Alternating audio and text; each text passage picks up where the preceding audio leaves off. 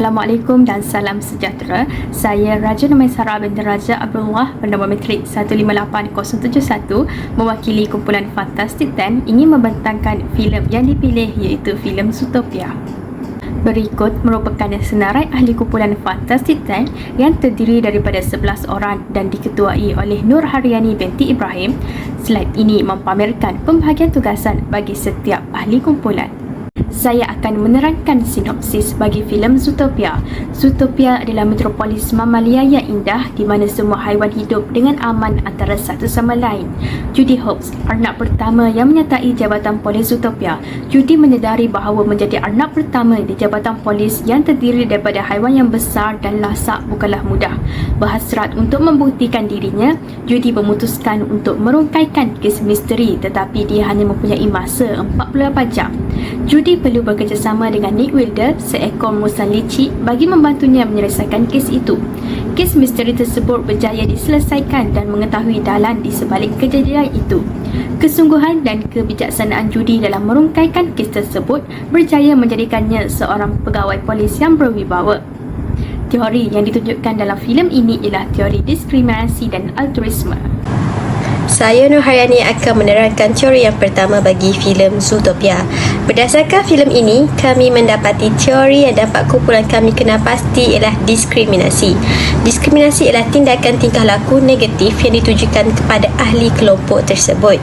Ia berlaku apabila individu atau kumpulan dilayan secara tidak adil atau tidak sama rata berdasarkan ciri atau sifat tertentu. Faktor yang menyumbang kepada diskriminasi ialah seperti prejudis, stereotip, dinamik kuasa, norma sosial dan amalan institusi. Senario dalam filem Zootopia menunjukkan adanya teori diskriminasi. Manusia tidak percaya Judy boleh menjadi polis sebab dia adalah seekor arnab sahaja dan saiznya kecil tidak macam haiwan lain yang mempunyai saiz yang besar dan kuat. Selain itu, pada hari pertama Judy bekerja sebagai polis, Chief Bogo mengarahkan Judy membuat tugas sebagai polis trafik sahaja.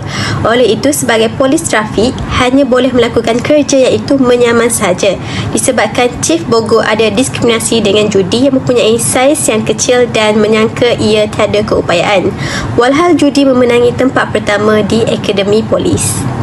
Antara contoh yang dapat dihubung kaitkan dengan teori ini dalam kehidupan harian ialah wujudnya diskriminasi umur, diskriminasi jantina dan sebagainya.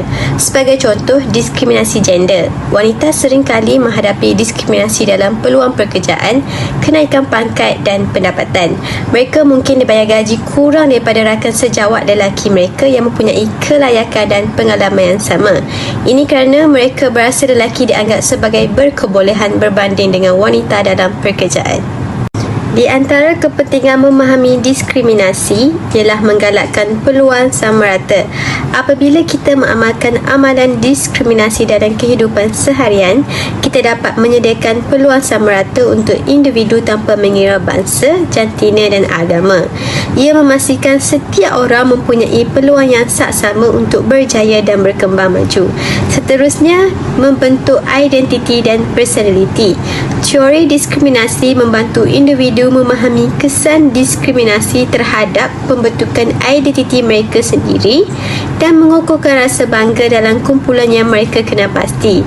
Dengan memahami pengaruh ini, individu boleh membina ketahanan emosi dan membangunkan harga diri yang positif. Dalam pada itu, memperkukuh perlindungan hak asasi manusia. Dengan memahami jenis diskriminasi yang wujud, sama ada diskriminasi kaum, jantina dan agama, individu boleh memainkan peranan yang lebih aktif dalam memerangi pelanggaran hak asasi dan memastikan perlindungan yang sama rata. Selain itu, dapat meningkatkan kesepaduan sosial. Diskriminasi boleh mewujudkan perpecahan dan ketegangan dalam masyarakat. Dengan memupuk semangat kekitaan dan semua individu tanpa mengira latar belakang mereka, ia menyumbang kepada masyarakat yang lebih harmoni dan bersatu padu. Seterusnya, dapat mengurangkan konflik dan keganasan serta dapat meningkatkan kualiti hidup. Sekian sahaja daripada saya serahkan kepada rakan pembentang yang seterusnya. Altruisme dicirikan sebagai tindakan tidak mementingkan diri sendiri untuk membantu orang lain tanpa mengharapkan balasan. Tindakan ini tidak mendatangkan apa-apa faedah kepada pelaku, justru boleh membahayakan pelaku kerana terdedah kepada risiko kematian. Terdapat 4 jenis altruism dan setiap jenis dapat diperoleh daripada babak dalam movie ini. Pertama, altruism kerabat iaitu pengorbanan yang dilakukan untuk keluarga atau orang tersayang tanpa memikirkan diri sendiri. Judy membantu rakan-rakannya yang dibuli oleh Gideon dengan meminta Gideon untuk memulangkan kembali tiket yang dirampas. Meskipun pada akhirnya Judy berjaya mendapatkan tiket itu semula, namun Judy terpaksa menerima ejekan dan cakaran dari Gideon. Kedua, altruism tulen bermaksud membantu atas dasar empati, terutama dalam keadaan genting dan tahu bahawa tindakan tersebut tidak mendatangkan apa-apa faedah. Ketika Judy sedang dalam misi mengejar pencuri, pencuri telah melempar monumen donat ke arah Judy. Judy berjaya mengelak, namun monumen itu masuk ke arah jalan raya dan hampir mengenai seorang pejalan kaki. Judy secepat mungkin menangkap monumen donat itu demi menyelamatkan pejalan kaki meskipun berisiko kehilangan jejak pencuri.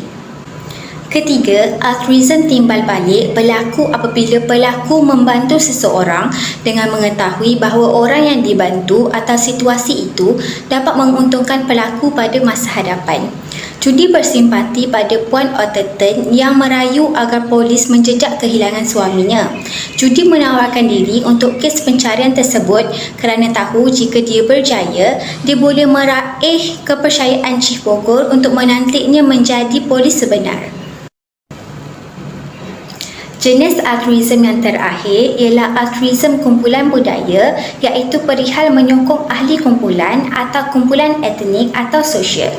Setelah Judy dan Nick berjaya menyelesaikan kes kehilangan 14 ekor haiwan, Judy menawarkan Nick untuk bekerjasama dengannya sebagai partner polis untuk kes kriminal berikutnya kerana dia melihat potensi Nick sebagai seorang polis.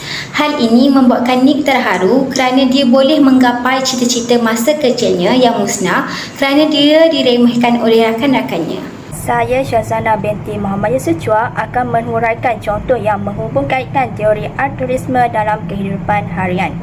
Contoh yang pertama ialah semasa dalam perjalanan menuju ke sekolah, Daniel secara tidak sengaja ternampak seorang budak lelaki dibuli oleh sekumpulan remaja lelaki.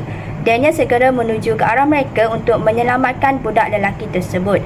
Walaupun Daniel tahu dia mungkin dipukul oleh sekumpulan remaja lelaki tersebut, Daniel tetap sanggup menolong budak lelaki tersebut. Contoh yang kedua ialah Aminah sanggup menolong nenek tua mengangkat barangnya ke kereta nenek tersebut, walaupun Aminah sudah terlambat untuk ke kelas tambahannya.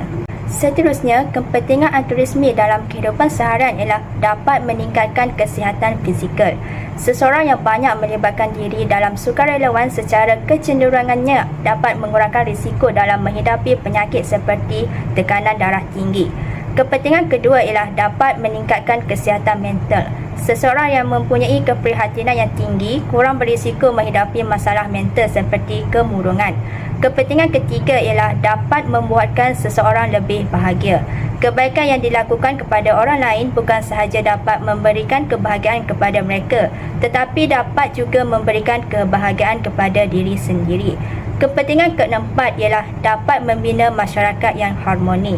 Altruisme seperti kerjasama dan kepercayaan antara satu sama lain dapat mewujudkan dan membentuk satu masyarakat yang sejahtera dan penuh kasih sayang. Kesimpulannya, pelbagai konsep psikologi yang boleh didapati melalui filem Zootopia. Walaupun filem ini merupakan filem animasi kanak-kanak, diskriminasi masih wujud dalam masyarakat kini.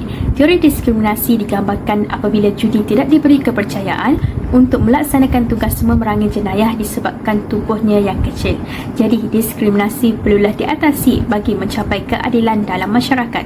Teori altruisme pula kerap kali digambarkan dalam filem ini, iaitu apabila Judy melaksanakan tugasnya dengan bersungguh-sungguh dan tidak mementingkan diri sendiri. Tindakan ini perlu dijadikan contoh dalam menjalani kehidupan seharian. Oleh itu, masyarakat perlu berfikiran terbuka dan mengambil pengajaran daripada filem ini bagi mewujudkan kehidupan yang harmoni dan aman. Sekian sahaja daripada kumpulan kami. Terima kasih.